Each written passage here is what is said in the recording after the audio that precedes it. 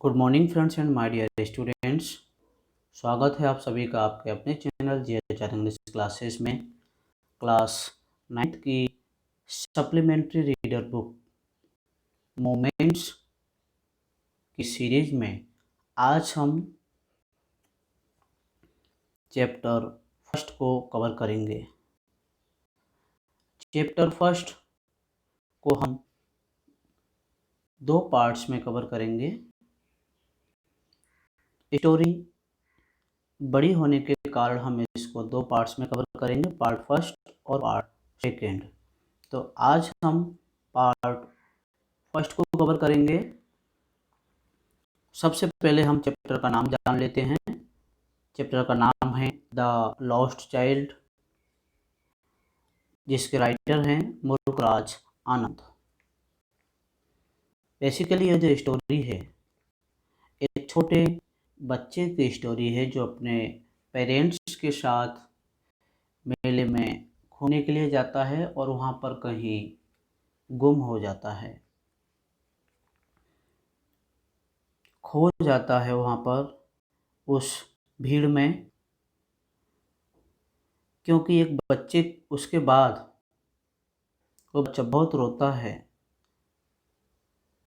उस बच्चे को मिठाइयाँ, खिलौने, बहुत कुछ देने की कोशिश करते हैं, लेकिन वह बच्चा कुछ भी नहीं स्वीकार करता है। क्योंकि एक बच्चे के लिए उसके माता पिता का प्यार, देखभाल, सुरक्षा तथा साथ सब चीज़ों से बढ़कर होता है। दूसरी सभी चीज़ें, मिठाइयाँ, खिलौने, गुब्बारे, मनोरंजन के दूसरे जो भी साधन हैं, वो माता पिता के बाद सबसे तुच्छ हैं। कहानी जो स्टोरी है द लॉस्ट चाइल्ड, ये इसी विचार को उजागर करती है कि एक बच्चा है जो मेले में खो जाता है।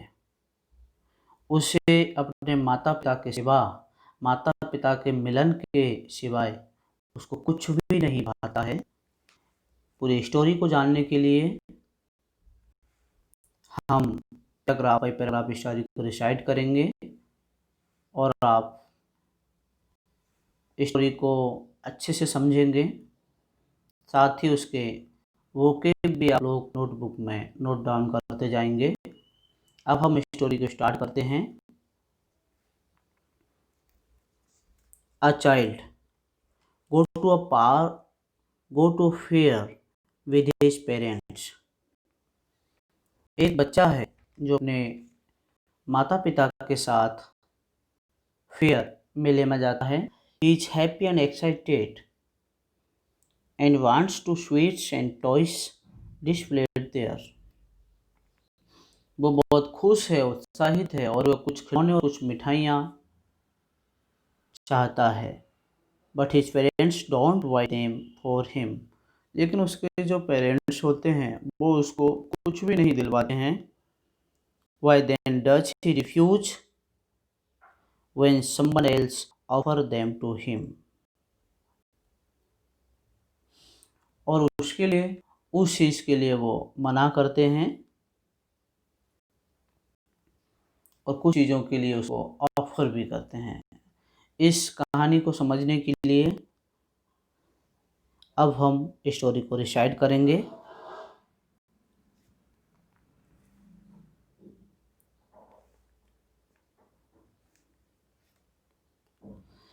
It was the festival of spring. वसंत का मेला था। From the wintry shades of narrow lanes and alleys emerged a gaily clad humanity। रंग बिरंगे कपड़े पहनकर प्रसन्न लोग तंग गलियों में, छोटी छोटी गलियों से बाहर निकल रहे थे। Some walked, some rode on horse, others sat between plate and bamboo and bullock cart। कुछ लोग पैदल चल रहे थे, कुछ लोग घोड़ों पर सवार थे तथा कुछ अन्य लोग थे जो बैलगाड़ियों में बैठकर जा रहे थे। One little boy ran between his father's Lego। एक छोटा लड़का खुशी से उछलता कूदता हुआ अपने माता पिता के लेगो brimming over with life and laughter। एक छोटा बच्चा था जो अपने खुश होता हुआ अपने माता पिता के बीच में, टांगों के बीच में भागा जा रहा था। आगे आप लोग ध्यान देंगे, कम, child come.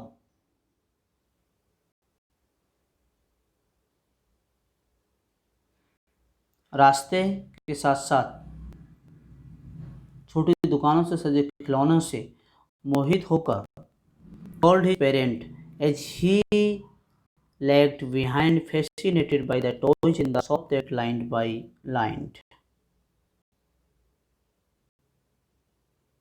Come, child, come, called his parents, and he lagged behind, fascinated by the toys in the shops that lined the way. आओ बच्चे आओ। उसके माता पिता उसको पुकारते हैं क्योंकि उस रास्ते पे लगी दुकानों के साज सज्जे खिलौनों को देखकर वह मोहित हो जाता और हर बार वह पीछे रह जाता। He hurried towards his parents. वह अपने माता पिता के पास चिंता से भागता। His feet obedient to their call. उसके पांव उधर जा रहे थे। His eye is still lingering on the receding toys. परंतु उसकी आंखें पीछे छोड़ते हुए खिलौनों पर उसकी आंखें टिकी हुई थी। As he came to where they had stopped to wait for him. जब वह वहाँ पहुँच गया जहाँ उसके माँ बाप रुककर उसकी प्रतीक्षा कर रहे थे। He could not suppress the desire of his heart. तो वह अपने मन की इच्छा को दबा न सका। Even thought he well knew the cold. यद्यपि वह अपने माता पिता की cold stare and refusal in their eyes. उस समय जब वह अपनी इच्छा को न दबा सका, लेकिन उस समय वह अपने माता पिता की घूरती आँखों को देखकर वह उन चीज़ों के लिए, खिलौनों के लिए इनकार कर देता है। I want those toys, he replied. फिर भी वह बोला, उसने उत्तर दिया, मुझे वो वाले खिलौने चाहिए। His father looked at him red eyes. उसके पिता ने सदा की भांति निरंकुश भाव से आंखें लाल करके उसे घूरा।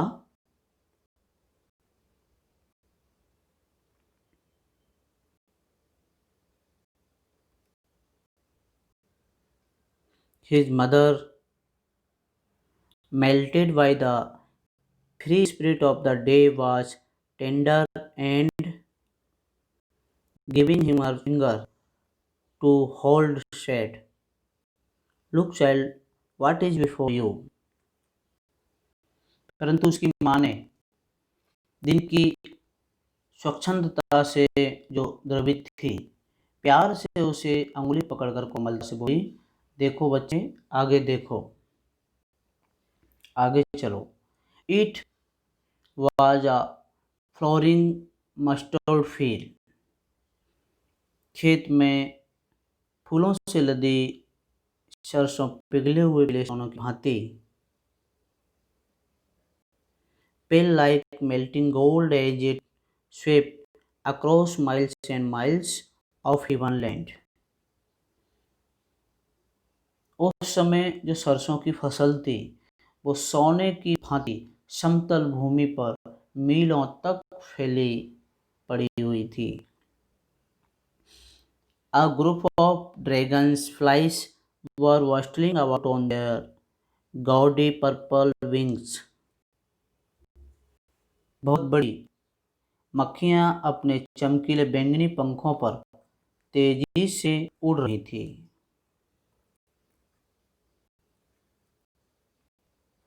Interrupting the flight of a lone bee or butterfly in search of sweetness from the flowers.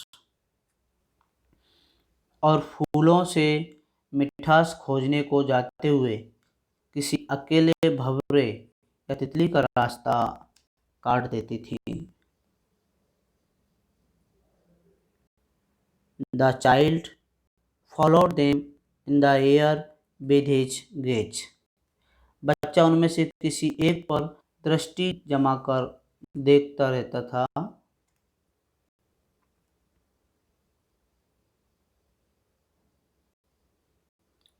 Till one of them would still its wings and rest।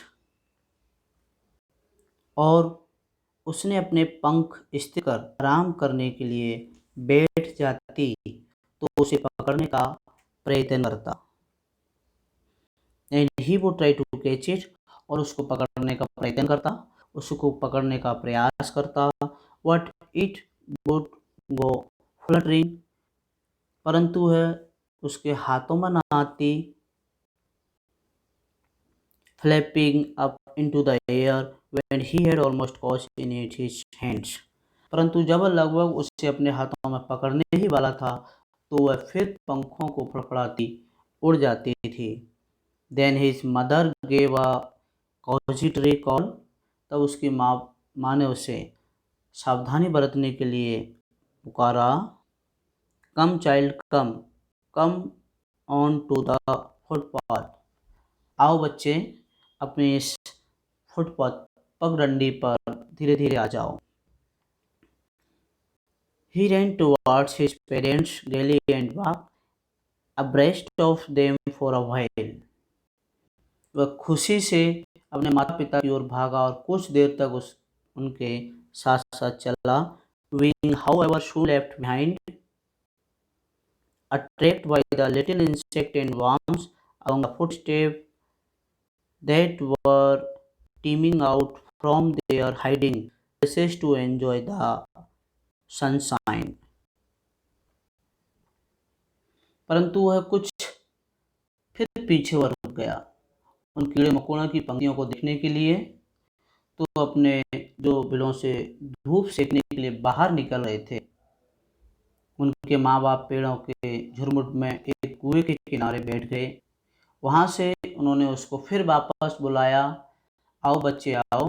वह उनकी ओर भाग कर आ गया।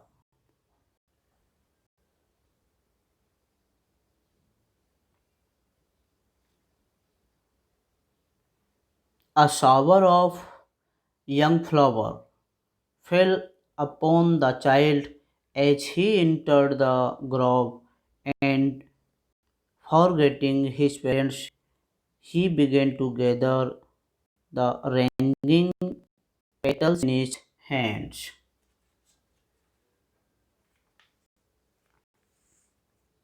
जब बच्चा उस कुंज में पहुंचा तो उस पर कलियों की बौछार गिरी और वह अपने माँ बाप को भूलकर उन गिरती कलियों को अपने हाथों में समेटने लगा। But lo, he heard the calling of doves and ran towards his parents, shouting। तभी उसे घुग्गी की कुकू सुनाई पड़ी और वह घुग्गी घुग्गी कहता हुआ अपने माँ बाप के पास दौड़ा। Parents shouting, the dove, the ringing petals stopped from his forgotten hand। जब घुग्गी घुग्गी कहता हुआ अपने माँ बाप के पास दौड़ा और उसके हाथों से वो पंखुड़ियाँ थी वो छूटती गईं। Come child come, they called to the child who had now gone running in wild capers round the banyan tree,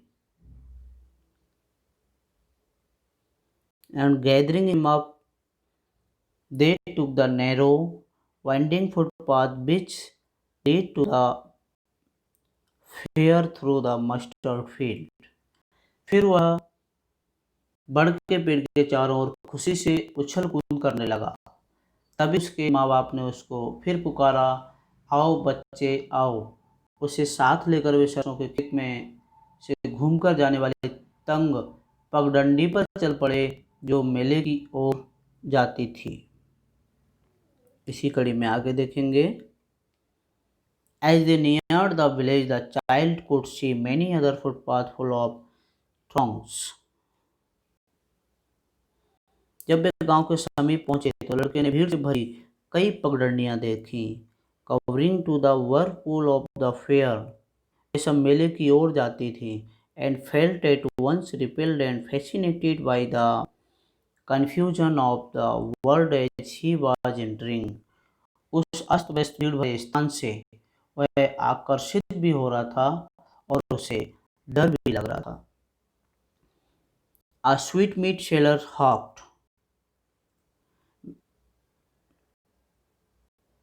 gulab jamun, rasgulla, barfi, jalebi at the corner of the entrance at a crowd passed round his counter at the foot of an architecture of many colored sweets.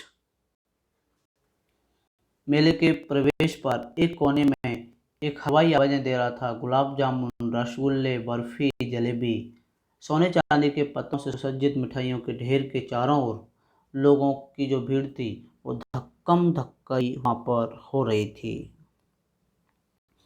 Decorated with leaves of silver and gold, the child start open I and his mouth watered for the burfi that was his favorite sweet. बच्चा विस्मय से आश्चर्यचकित होकर उस ओर देखता रहा। बर्फी की ओर देखकर उसके मुंह में पानी भर आया। वह उसकी मनचाही मिठाई जो थी।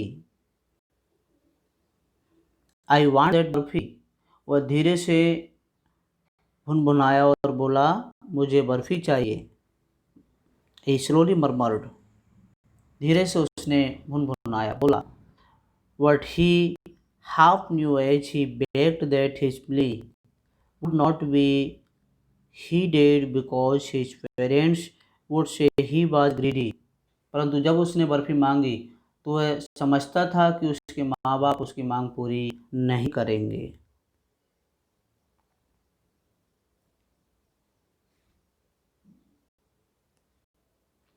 So without waiting for an answer, he moved on. वे कहेंगे कि तू तो चटोरा है, इसलिए बिना उत्तर की प्रतीक्षा किए वह बच्चा आगे बढ़ गया। A flower seller hawked, एक फूल बेचने वाले ने आवाज लगाई। A garland और गुलमोहर, a garland of गुलमोहर, गुलमोहर की माला, गुलमोहर की माला। The child seems interestingly down, बच्चा उसकी ओर खींचा चला गया। He went towards the basket where the flowers lay heaped and half murmured. वह वहां पहुंचा तो टोकरी में फूलों का ढेर पड़ा हुआ था। वह धीरे धीरे से बुदबुदाया, मरमर बोला, I want that garland, मैं यह माला लूंगा। But he well know his parents would refuse to buy those flowers because they would say that they were cheap. परंतु उसे भली भांति पता था उसके माँ बाप उसे वह फूल मोल लेकर नहीं देंगे क्योंकि वह कह देंगे कि वे घटिया है। So without waiting for an answer, he moved on. इसलिए उसने वहाँ से भी बिना किसी की प्रतीक्षा किए हुए वह वहाँ से भी आगे बढ़ गया। स्टोरी को 2 पार्ट्स में कवर करेंगे। पार्ट फर्स्ट को हम यहीं पर ख़त्म करते हैं। आपने सेशन देखा, आपने समय देकर सेशन देखा, इसके लिए आप सभी को बहुत बहुत थैंक यू। मुझे उम्मीद है यहाँ तक आपको ये स्टोरी द लॉस्ट चाइल्ड पसंद आई होगी, समझ में आई होगी। अब हमारी मुलाकात होगी आपसे अगले इसी लेसन के पार्ट 2 में। तब तक आप खुश रहिए, सुरक्षित रहिए और अपना ध्यान रखिए। अगर आप हमारे चैनल पर नए हैं और चैनल को सब्सक्राइब नहीं किया है तो प्लीज़ चैनल को सब्सक्राइब कर बेल आइकन दबाना ना भूलें, जिससे आपको हमारे चैनल के सभी वीडियोज़ का नोटिफिकेशन समय पर मिलता रहेगा। Thanks for watching.